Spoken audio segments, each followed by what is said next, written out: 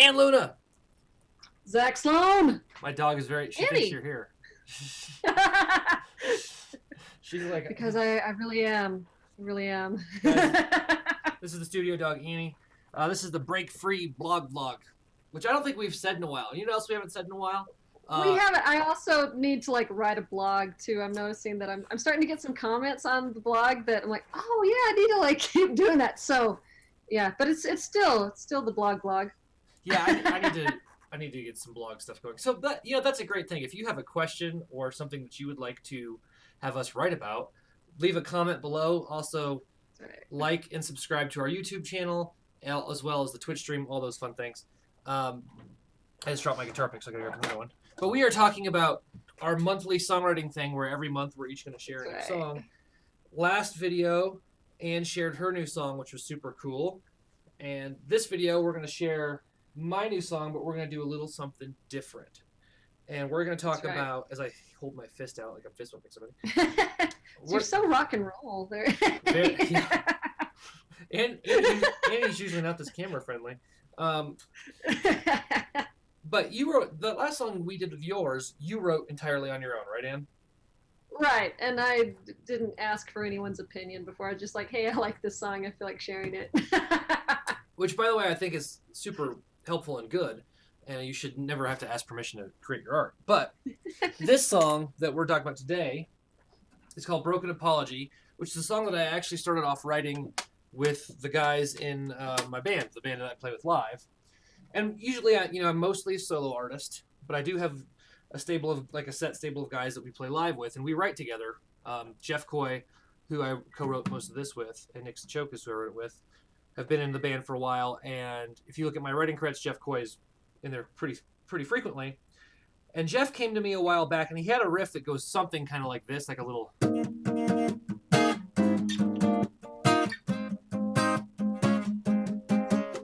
Something I'm not playing exactly like he does because I don't really learn his guitar parts. But he had that riff that I thought sounded kind of cool. Just a little. Nothing super complicated, but I really liked it.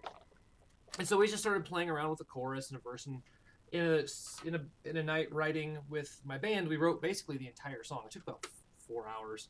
And then I came back and I finished the lyrics by myself. So in that time, the guys and I have actually started recording it because we're planning on releasing it.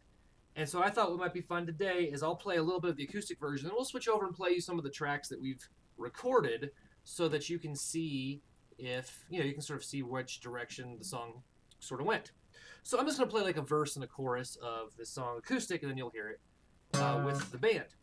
But before I do that, and I wanted to ask you, do you write with your band very much, or do you mostly write on your own? I'm mostly right on my own right now. Usually I'll write something that I've got a pretty good form, and then I'll take to the band for kind of polishing and input from there. But yeah, I haven't quite learned how to be real collaborative yet. Well, but it sounds like your band helps with maybe like arranging and stuff. Is that so we do a lot of arrangements, especially when it comes to vocals and different things like that. And so, yeah, we definitely shape things together. And that actually just occurred to me. That might be a cool video or a blog to talk about using band, like the arrangement process of a song. Yeah. So cool. Yeah, I think so too. Yeah, I knew that because you're like 5 hours from your band, right? So. Right, there is that too. So. Cool. All right, let me play a little jam for you guys, then we'll go to the tracks and check it out. So. Awesome.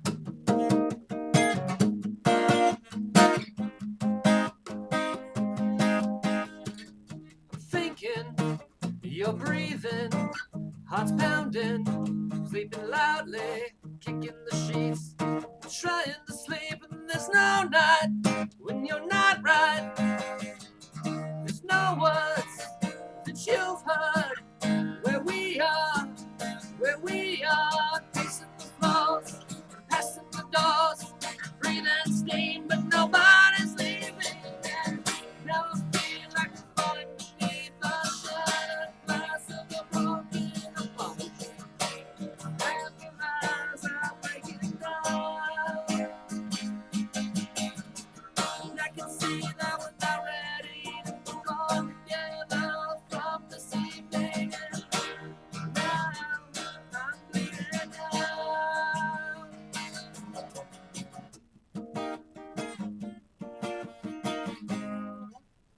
the verse and the chorus. Awesome. Well, thank you. I like it, and the guys and I really liked it. But then in the process of writing with the band, we got to the bridge, and bridges are actually always my favorite part of songs. I don't know. Yeah. I just like them. And our drummer had this I really... love bridges. They're fun, and I usually have I like to write these big anthemic bridges and stuff. But our drummer had this really interesting idea, which is something I would never do on my own, which is to just sort of open up into like sort of a jam section in the bridge, because he loves jam bands. Okay. You know, freaking Fish fans over here. And I thought it happens, you know. And I would, and you know my material, I would almost never do that. I'm a pop songwriter. Right. But Nick had this idea, and I thought, let's give it a shot. And I did not believe in it at first. Absolutely not. I didn't like it, but when you're collaborating with people, you sort of bend a little bit. And so by the end of the night, we had written this bridge section that was actually really cool, and I liked it. And so the guys and I hopped into my studio and recorded it right behind me. So what I'm going to do is I'm going to share my screen with everybody so you can all see what's going on. So, Anne, you should be able to see this now. Can you see that? I can. Sweet. So this is the multi-track recording of Broken Apology. And as you can see, there's a fair amount of stuff going on here. Got some stuff going there. Yeah. But the thing that I wanted to play for you guys is, so you heard the little acoustic thing. Let me pop over here and just play you. Turn off my mic too soon. Let me play you just the intro so you can hear what it really sounds like when Jeff is playing his riff. Awesome. So let's go to here. And I should also mention it actually starts with the drum groove. So here we go. Cool. Hey, play.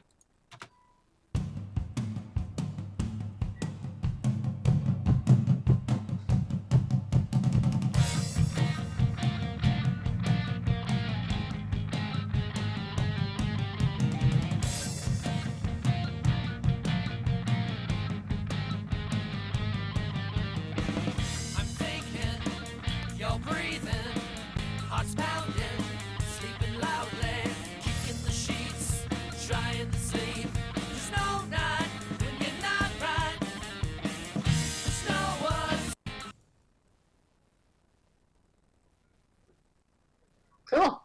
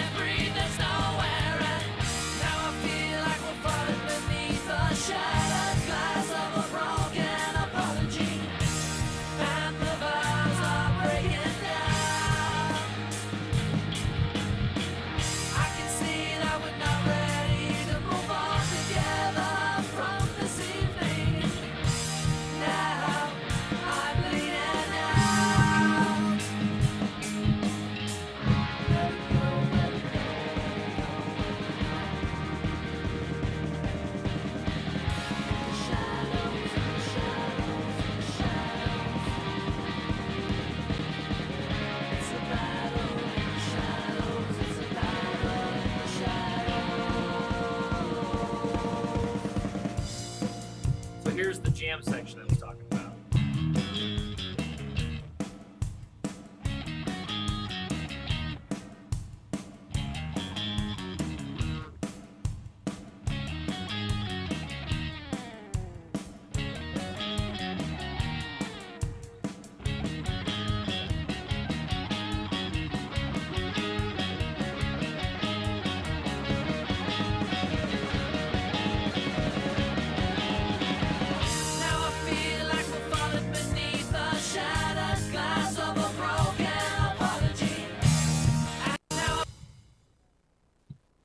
Awesome.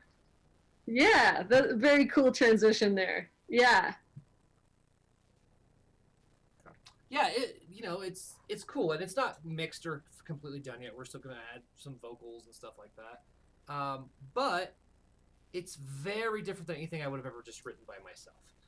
And right. So that was kind of where I was going as, what do you see are some of the biggest things that are different writing with a band, and for this song in particular, that wouldn't have happened if you were just doing it on your own.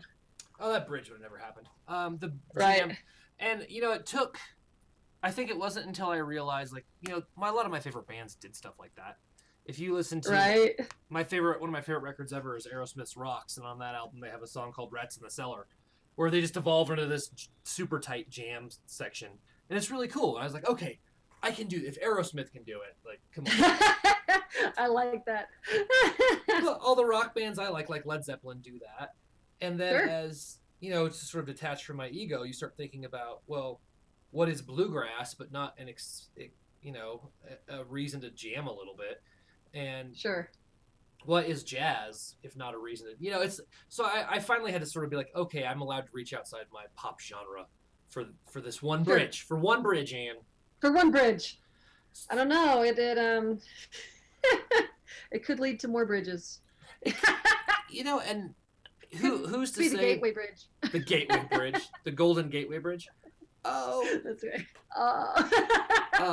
But that was definitely a different thing. And another thing too is it's nice when you're writing with other people, because when you get stuck, you have somebody else to start being like, okay, I need ideas from you now.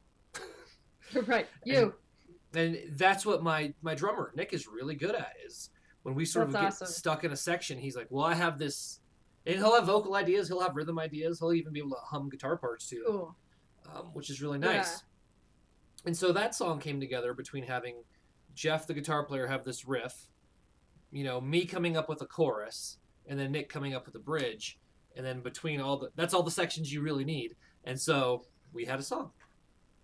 That's awesome. Okay, so that's kind of like the summarized ideal version of, like, and we all worked together really well and it was a beautiful collaboration. What do you do in those moments when either it's your ego or someone else's, or just you're disagreeing on things, and it's not necessarily an ego trip. It's just like, yeah, no, I don't think that's a good idea. Do you have like tips or techniques for getting through that, or yeah, any thoughts on when it's not such an ideal process and you still got to keep working? I think I have two things on that. One is, I think with Awesome. Broken Apology that happened a little bit, but we Mhm. don't remember it because we wound up liking the end product so much. Right. I think right. it must have happened, but we don't remember those, or at least I don't. Yeah. But I can think That's of cool. another time writing with the same two guys, Mhm. and we were writing a song that, at some point, like, we all hit this wall and we all wanted to go in different directions, and I actually sort of said to everybody's like, is it possible that this is just a bad song? Like maybe. And I'm a more experienced writer than the other two guys in my band, and Sure. so, I think for a second they were like, "Oh, every song we write doesn't have to get released." I was like, "No, it's Right. you write a lot of garbage Man, before you start putting stuff out." And That's a beautiful concept and insight. like, Yeah. It gives you a lot of permission. yeah, like, Yeah. maybe this is just bad. Like, none of us see this going in the same direction at Right. all. You don't like the chorus. You don't like the verse. I don't like what you want to do in the bridge. Maybe this is not good. It's just a bad song. Right. And there were definitely parts of that song that, like, there's a guitar part that I really like and we'll use somewhere else, but we're keeping that in the back of our head so that when we need a guitar riff, we can steal that. Sure. But that's dodging the question, because the question is like, what if you're just having, let's say the song is good, but you and your bandmates just aren't agreeing on what to do with it. Yeah. But no, that's a great point of just being able to let things go, because I think that's a lot of it. Like you're saying, is, man, this song's just not working, so it's okay to just, And I think if you have a moment where both you and a bandmate disagree, I would recommend demoing it. Like, when my band is writing, we run everything into some recording software, and we nice sort of record it. Just record it both ways. Go back and listen to it tomorrow, and see if maybe it's fresh ears. If maybe it becomes more clear, and maybe you both still disagree, and you two just have to sit down and chat and say, I like this, you like that, what do we do? But also remember that there's not just one way to do it. Like, sometimes Jeff and I will disagree about how to go into a chorus. And usually what I discover is what I hear is the way that we should exit a chorus into a bridge or into a guitar solo. And maybe it doesn't have to be that way every time. And we can sort of meet in the middle by doing it that way for this section and my way another section. Right. Which ultimately I think makes the song a little better, so it's not just repetitive for 3 minutes, because pop music can do that. Right. Right. So what about, and how often do you co-write with people? You know, it kind of varies. I'll go through phases where I'm really like trying to bring things to the band and say, yeah, how about this? Mm-hmm. You know, because right now, I mean, I've got a weekly songwriting accountability partner, but it's not a co-write thing. It's just a like, hey, I'm still writing. Mm-hmm. So yeah, like I say, it kind of goes in phases for me where I either have a deadline or a goal, or I'm just feeling more receptive to like co-writing things. But yeah, similar to you, is I find when there's disagreements or just the collaborative process isn't just completely smooth and every idea doesn't seem brilliant, that a lot of it is it's how can I give just a little space here and perspective, you know? Right. And so I love your thing about you record it and you listen back, because for me a lot of times when I'm in that process I'm focused on my part so much on that I can't always hear what everybody else is doing, you know. And if I can playing, not be singing for a moment and be like, oh, that's what you're up to. Yeah, that's pretty cool. You know? Or, totally.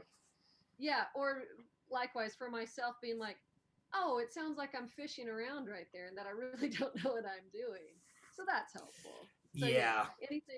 Anything that lets me step back and get a little perspective is great, including waiting till the next day. Right. Which is nice. To make sure I'm clear to anybody who's listening, I'm not talking about full productions of the song. I'm saying record it one time on your phone and then just go back and listen. Like don't spend hours and hours tracking. I mean, when we record, we do have tracks for everybody, but you don't. That's overkill. We do that because we have the gear. You don't need that. Right. Exactly. Yeah. Cool. So Anne, in about 2 weeks, we're gonna have another song coming out. We're gonna have another song on this in our videos. Is that gonna be you or me? I guess it's my turn, yeah? Yes. I guess that's how that works. Unless I, try to weasel out of it here in the next couple of weeks. It sounds to me like you've been on a songwriting kick, so I think you're going to be just fine. Accountability. Not only does Zach know, I have been, and I've got some stuff I'm working on. So in 2 weeks, I can have a something for you guys. I'm no telling what it'll be, but it'll be a something. Dope. All right, guys. Well, this is the Break Free blog vlog, and we will catch you next time. And where does everybody find you?